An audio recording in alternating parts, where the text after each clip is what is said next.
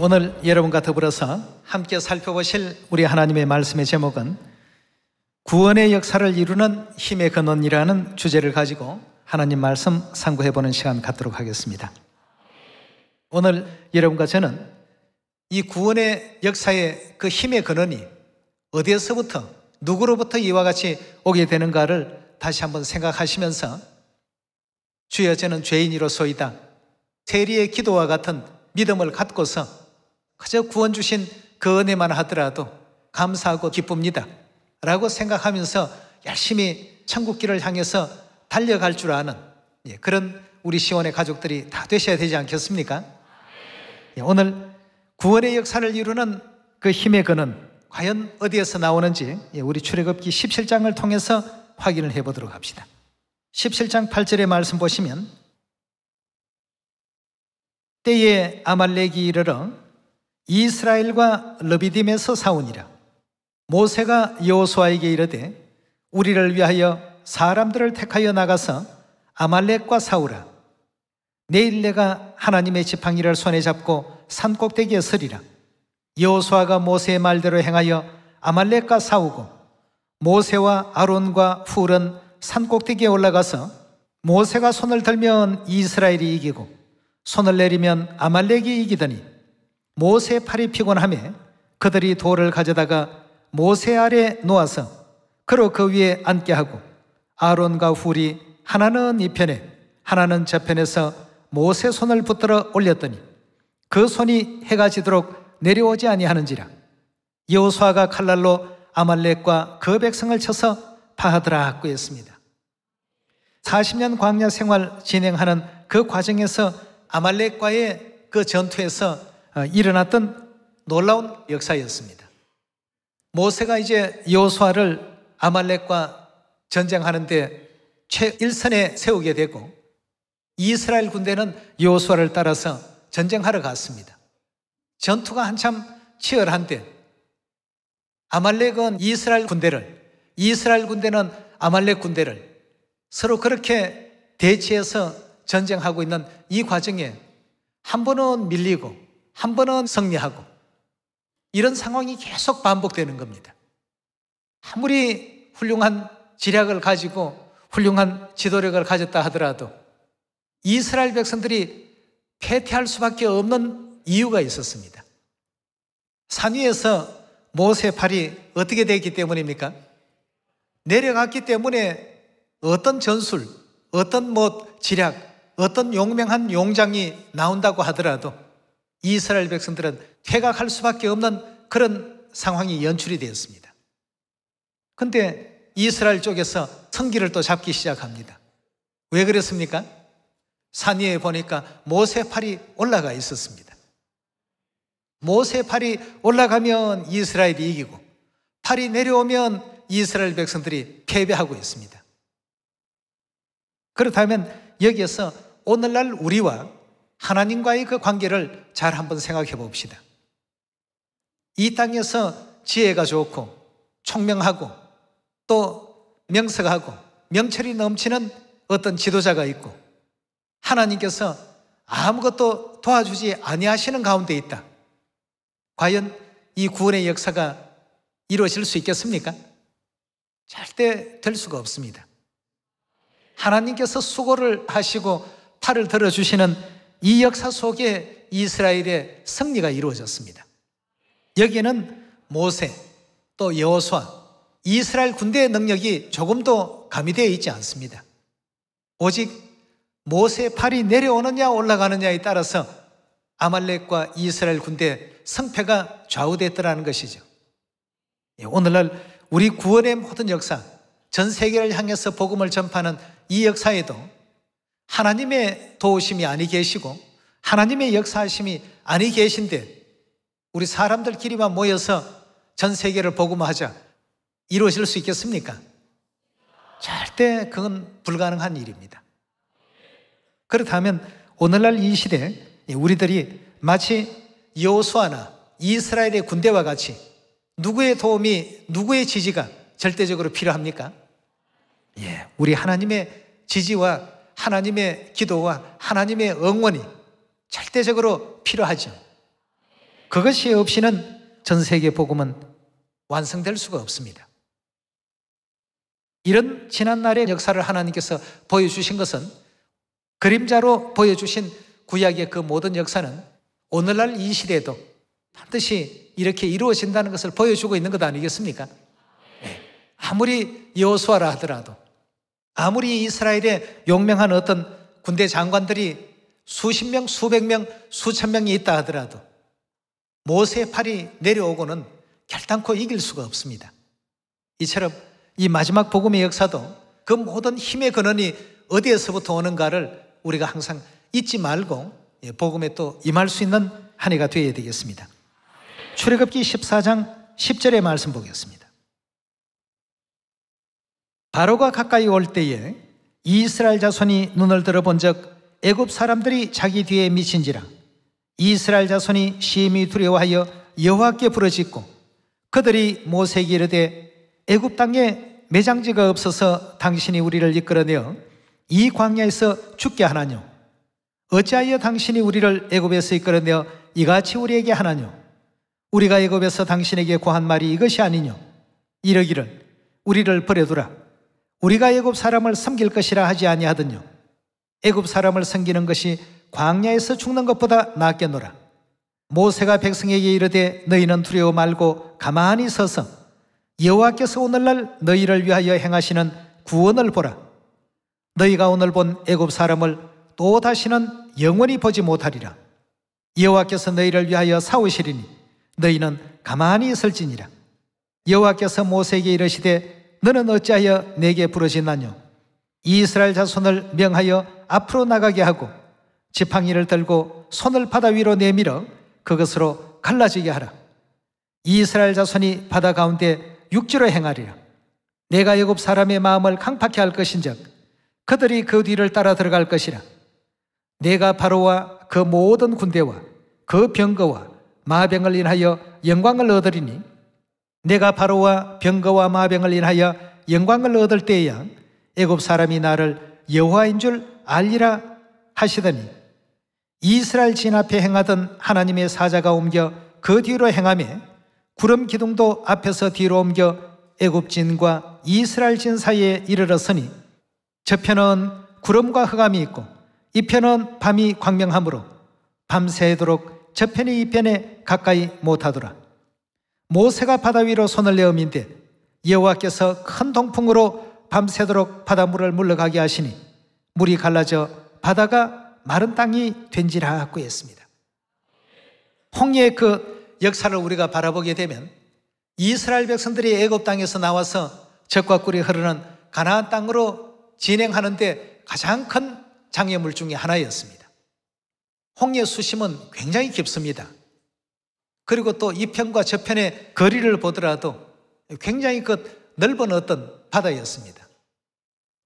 근데 우리 하나님께서 함께 하시니까 그 깊고 넓은 바다조차도 어떻게 됩니까? 순식간에 육지와 같이 되어서 이스라엘 백성들이 다 건너갈 수 있도록 했습니다. 하나님의 어떤 그 도우심이 없을 때에는 홍해 바다는 이스라엘 백성 앞에 크나큰 장애물이었습니다. 도저히 통과할 수도 없고 도저히 어떻게 해볼 수 없는, 그러나 하나님께서 도우시고 함께 하시니까 그 장애물이 장애물이 아니라 뭐가 되었습니까? 지름길 역할을 해 주었습니다. 이스라엘 백성들이 아주 쉽게 갈 수 있도록 도와주고 또 적군들을 엄몰시키는 구원의 귀중한 어떤 도구의 역할을 해주는 홍해 바다가 되었던 것입니다. 자, 그렇다면 여기에서 이스라엘 백성들로 하여금 홍해를 통과해서 건너게 했던 역사가 모세가 한 것도 아니고 모세의 지팡이가 한 것도 아니고 이스라엘 백성들이 한 것도 아닙니다. 저번에도 그 말씀을 드렸습니다만 홍해 바다 물을 다 퍼내고 거기에 육지를 만들려면 아마 자손 대대로 해도 힘들 것입니다. 힘드는 게 아니고 이건 불가능이죠. 우리 사람의 능으로 한다면 불가능입니다. 근데 하나님께서 하시니까 어떻습니까? 이스라엘 백성들이 혼비백산해서 후퇴하다가 모세가 팔을 들어주니까 다시 적들을 제압할 수 있는 막강한 힘이 생기지 않았습니까? 여러분, 이와 같이 우리 하나님께서 함께 해주시는 곳에는 그 어떤 장애물도 더 이상의 장애물이 아니고 그 장애물이 오히려 우리를 도와주고 보호하는 도움의 어떤 그 도구가 되는 이런 역사들을 우리가 성경에서 참으로 많이 볼 수가 있습니다. 이스라엘 백성들의 각 지파의 최고의 어떤 두령이나 족장들은 그리 생각했을 것입니다. 이렇게 많은 300만 이상이나 되는 이 인구를 어떻게 다 이동을 시키고 짐들을 어떻게 이동을 시키고 소떼나 양떼를 어떻게 다 이동시킬까 말이죠. 바다를 건네는 일만 하더라도 이건 보통 일이 아니었습니다. 그런데 하나님께서 조금 도와주시니까 그 일들은 아무것도 아닌 것 같이 되어버렸고 이스라엘 백성들은 순식간에 그 홍해를 무사히 모두가 다 건넬 수 있는 이런 참 은혜로운 광경들을 우리가 출애굽기 14장의 역사 속에서 또 발견할 수 있었습니다. 여러분, 오늘날 이 마지막 시대 우리가 다 하는 것처럼 생각하는 이 복음은 더딜 수밖에 없습니다. 안 됩니다. 절대 될 수가 없도록끔 되어 있고 오직 하나님을 올바르게 깨닫고 하나님께로부터 오는 어떤 그 전지전능하신 힘의 능력을 깨닫고서 그 도움을 청했을 때 비로소 이 복음이 이제 돌아가기 시작하는 것입니다. 네. 아버지 어머님 뜻에 의해서 필요하다면 이 세상의 복음 전파하기에 필요한 숫자만큼은 하나님께서 다 허락해 주시고 계속 우리의 어떤 믿음과 우리의 어떤 깨달음을 보시고 그만큼씩 허락해 주십니다. 예. 이런 어떤 그 내용들을 항상 우리 마음 가운데 깊이 담으시고 어떤 전도사님이 가야 이 복음은 이루어지고 어떤 목사님이 가셔야만 복음이 이루어지고 누가 가야만 이루어지는 복음이 아니라 우리 하나님께서 하시는 복음이라면 거기에는 형편없는 목자의 지팡이 마른 막대라도 홍해를 가를 수 있는 권능의 그 힘을 받을 수 있다는 것, 이 우리 꼭 믿도록 합시다. 모든 힘의 근원은 어디에서요? 하나님에게서 옵니다. 우리가 이제 그 하나님께로부터 부탁을 받은 어떤 사명이 있기 때문에 심부름은 이제 우리가 열심히 해야 되겠죠. 가서 저 사람에게 이건 하나님의 말씀입니다 하고 전해주라 하면 가서 전해주고 오면 되겠습니다. 그 뒷일은 하나님께 다 맡기시면 되겠습니다.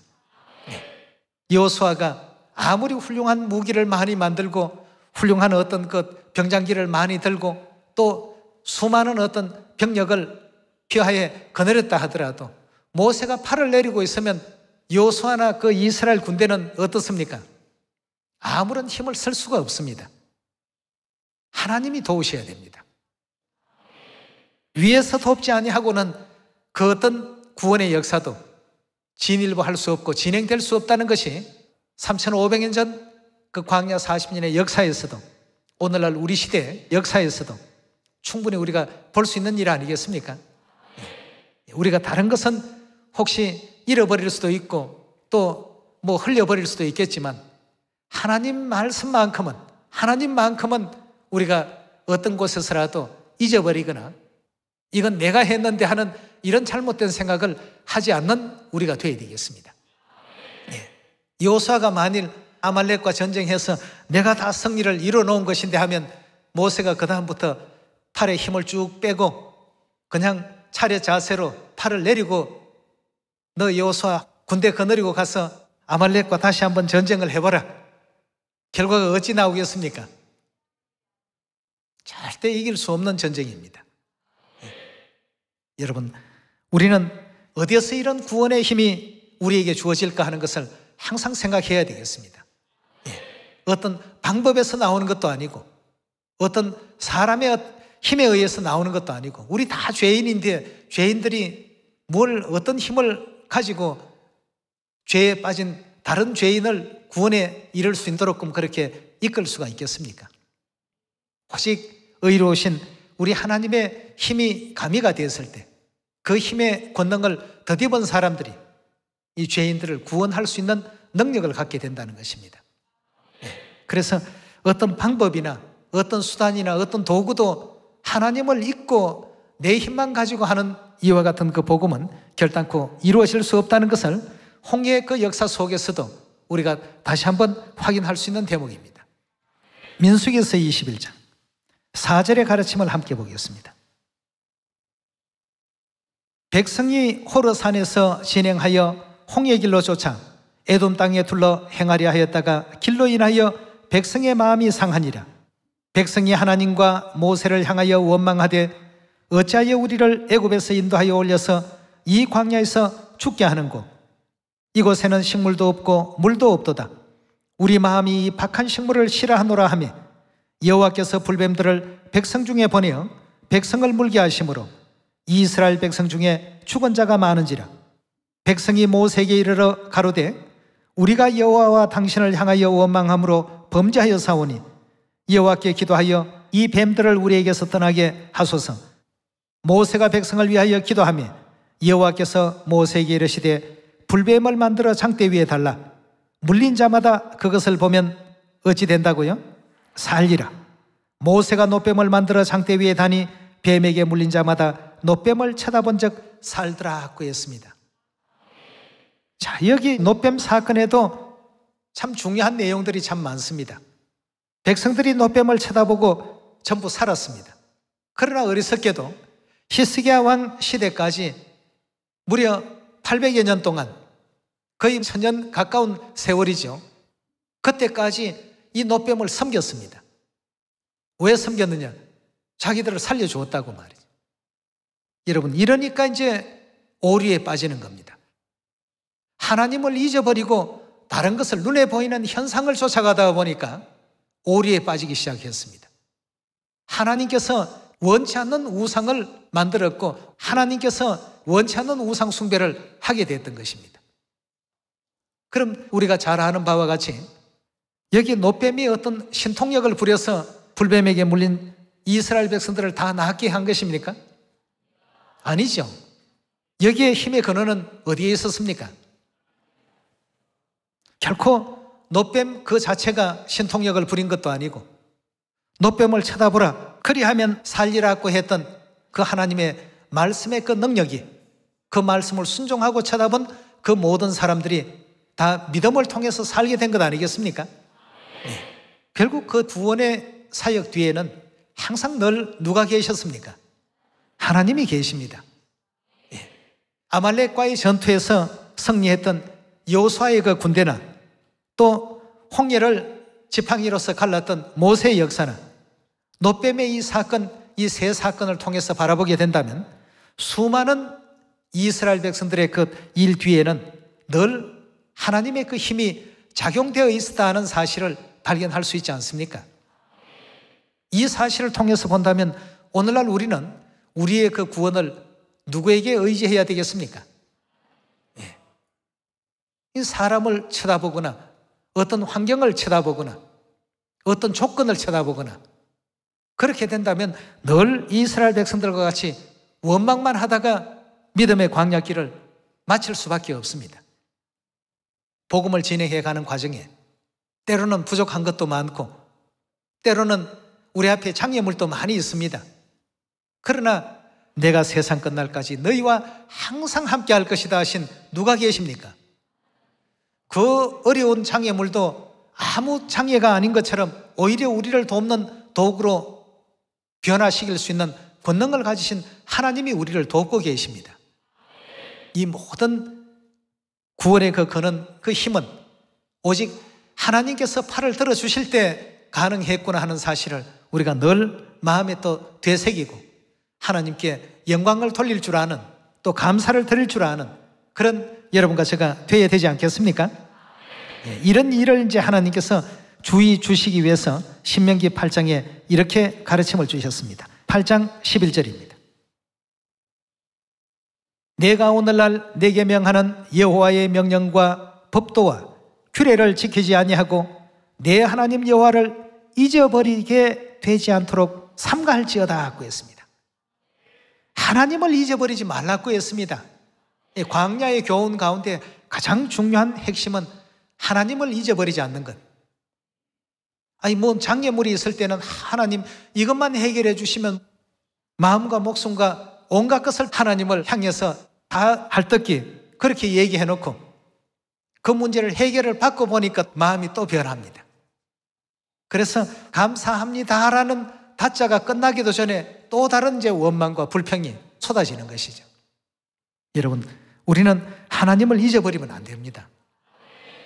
하나님을 잊지 말아야 우리가 왜 이 지구별에 와서 인생의 옷을 입고 살고 있는지, 무엇 때문에 왔는지, 무엇을 위해서 이 땅에서 살아야 하는지, 앞으로 어떤 세계에서 어떻게 살게 되는 것이 우리의 미래인지, 이런 모든 문제에 대한 답을 우리가 가질 수 있는 것 아니겠습니까? 그래서 8장 11절에도 하나님을 잊지 말라라고 하는 이 말씀부터 먼저 강조하시고 12절입니다. 내가 먹어서 배불리고 아름다운 집을 짓고 거하게 되며 또 내 우양이 번성하며 내 은금이 정식되며 내 소유가 다 풍부하게 될 때, 모든 일들이 척척 잘 돌아갈 때에 14절입니다. 두렵건대 내 마음이 교만하여 내 하나님 여호와를 잊어버릴까 하노라 하고 했습니다. 일이 잘 되면 전부 우리가 다 계획을 잘 잡고 기획을 잘하고 뭔가 뒷받침을 잘하고 서로 이렇게 저렇게 하니까 잘 되더라. 하나님은 다 잊어버리고 말이죠. 하나님께 감사하다는 생각은 하지 않습니다.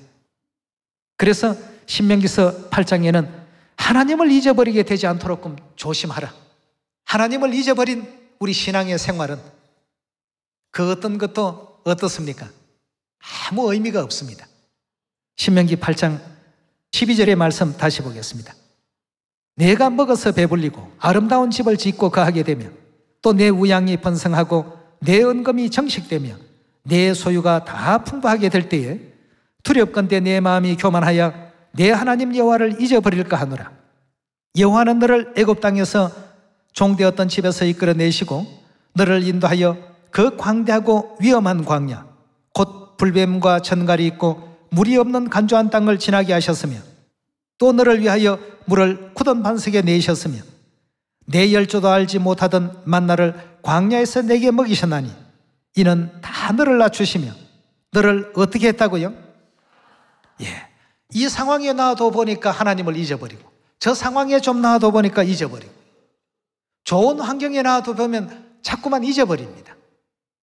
그래서 하나님께서 때로는 줄이게도 하시고 때로는 간조하는 어떤 것 광야로 인도도 해보시고 또 애굽의 바로왕과 그 군대들이 추적하는 어떤 그런 상황에도 이스라엘 백성들이 있게 하시고 미리 진작에 홍해를 열어주셨더라고 한다면 그렇게 마음 졸여가면서 도망갈 필요가 없었지 않겠습니까?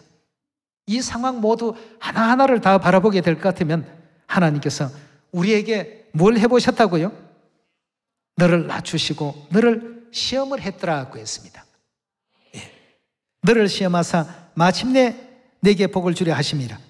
또 두렵건대 내가 마음에 이르기를 내 능과 즉 내 능력과 내 손의 힘으로 내가 이 재물을 얻었다 할까 하노라. 내 하나님 여호와를 기억하라. 그가 내게 재물 얻을 능을 주셨음이라. 이같이 하심은 내 열조에게 맹세하신 언약을 오늘같이 이루려 하심이니라 하고 했습니다. 우리 인생을 창조하신 우리 하나님이십니다. 가장 우리 사람의 행태나 그 습성을 잘 아신 하나님이십니다. 이런 일들이 있을 것을 아시기 때문에 은금이 정식되고 주위의 모든 여건들이 좋아지게 될 때 그때 하나님을 잊어버리지 말라. 우리가 바로 지금 그 위치에 있습니다. 작년 한 해 동안 많은 시온이 전 세계 곳곳에 하나님의 축복 가운데 개척이 되어졌고 또 새롭게 세워졌습니다. 이 일을 누가 진행해 주셨는가를 잊지 말고 올해도 더 많은 하나님의 축복과 은혜 가운데서 아직도 이우리에 들지 못한 다른 양떼들 속히 구원의 길로 인도를 해야 되겠다는 생각을 해야죠. 내 능력으로 이렇게 많은 것을 이루었다. 하나님께서 가장 슬퍼하십니다.